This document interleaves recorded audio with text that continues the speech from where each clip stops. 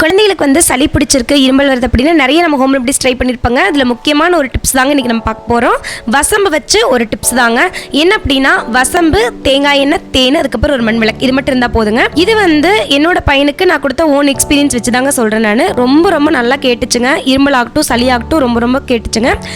இது வந்து பார்த்தீங்கன்னா ஒரு மண் விளக்கில் வந்து தேங்காய் எண்ணெய்னால செக்லாட்டின தேங்காய் எண்ணெயை வச்சுட்டு திரி போட்டு வச்சுக்கோங்க. அதுக்கப்புறம் அந்த வசம்பை வந்துட்டு விளக்க பற்ற வச்சுட்டு வசம்பை வந்து அதில் வந்து ஒரு 2 நிமிஷம் கட்டிங்கன்னா வசம்பு வந்து கருப்பா மாறிடும். அதை வந்து ஒரு தடத்துல இப்படி பொடிச்சு விட்டீங்கனாலே அந்த வசம்பனுடைய அந்த கரித்துகள்கள் வந்து கீழே விழுகும். அதை வந்து தேன்ல குழைச்சு ஒரு பிஞ்சு மட்டும் எடுத்து நாக்கில் வந்து தேன்ல குழைச்சு வச்சு விடுங்க. இது வந்து ரொம்ப சளி இருமல் இருந்துச்சுன்னா நீங்க 3 வேளையுமே கொடுக்கலாம். தொடர்ந்து 3 நாட்கள் வந்து நீங்க கொடுக்கலாம்.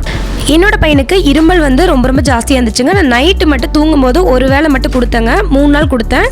நல்லா வந்து தூங்குனா, இருமல் இல்லாமல் நல்லா ரிலீஃபாக தூங்குனாங்க. நீங்களும் ட்ரை பண்ணி பார்த்துட்டு எப்படிக்குங்கிறத சொல்லுங்க. நன்றி, வணக்கம்.